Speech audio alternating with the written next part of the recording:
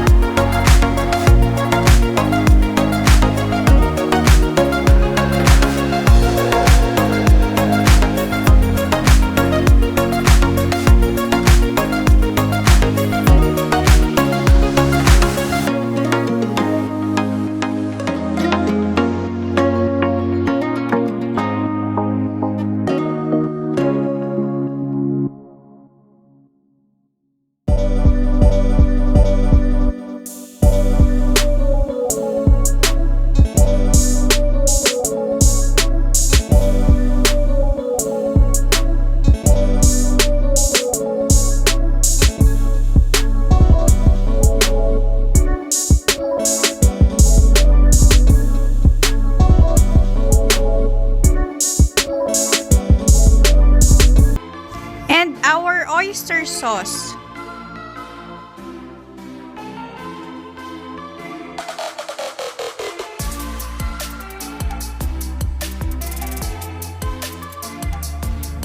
Naglagay rin ako ng cayenne powder.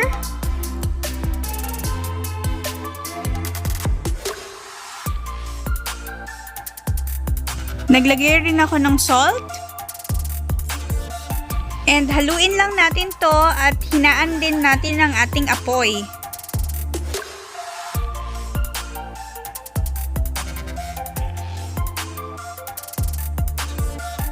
Pag medyo kumukulo na, pwede na nating idagdag ang ating tomato ketchup.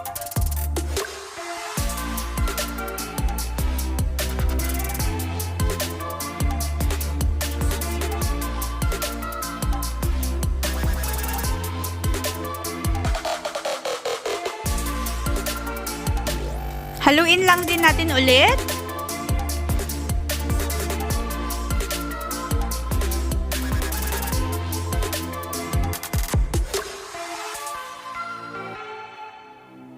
And saka natin antayin hanggang kumulo na siya.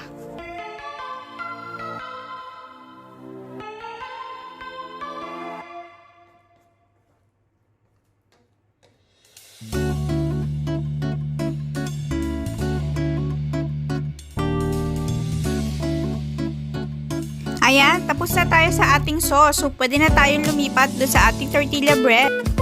Pinainit ko lang ang ating pan at saka natin nilagay ang ating tortilla bread. Hindi na natin kailangan ng oil or butter dito, ha? Hinitin lang natin siya ng mga 20 seconds.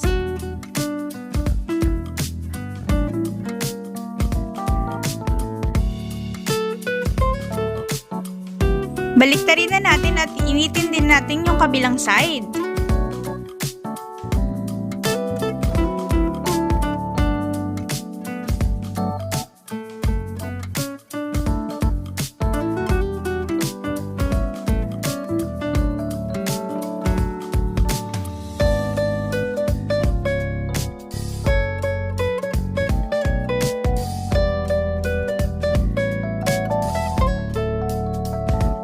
Done for our first batch.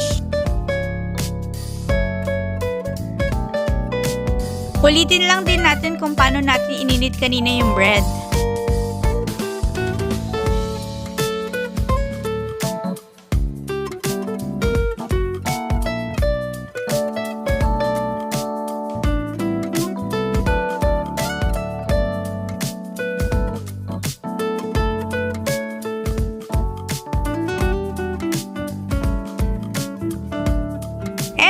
Done! Let's do the wrapping! Bago ang lahat, nag-prepare na ako ng ating mga gagamitin.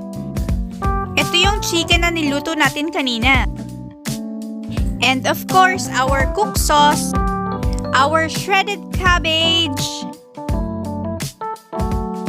cream cheese. Let's go! Ilagay nyo lang yung chicken sa gitna. Depende yan sa inyo kung gano'ng karami yung chicken na mailalagay nyo. But make sure hindi siya mag-overload. Then, ilagay na natin yung sauce na ginawa natin kanina sa ibabaw lang ng chicken.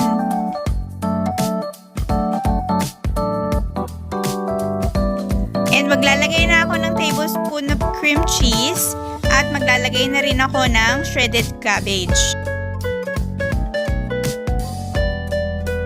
Pwede na natin siyang i-wrap. Hawakan natin yung sa baba, then i-fold natin pataas, then hawakan natin yung sa taas, i-fold natin pababa. And saka natin i-wrap ng ating wax paper or pwede ring parchment paper. Siguraduhin lang natin na ma-fold natin ng masikip. Ulitin lang din natin yung steps sa pagra-wrap.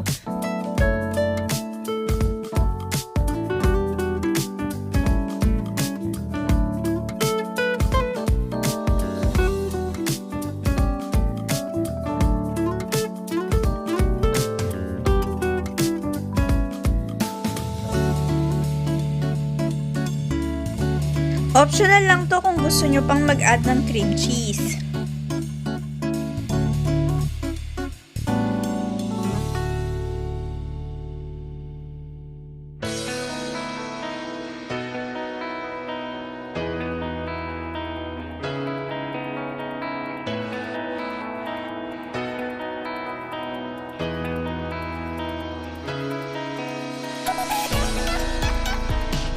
So, nakagawa tayo ng mga 6 pieces chicken tortilla wrap.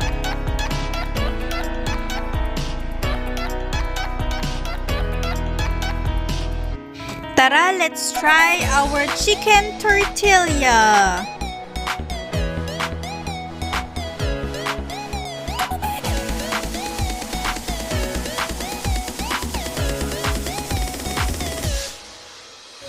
Yummy! Our chicken tortilla! This is our finished product!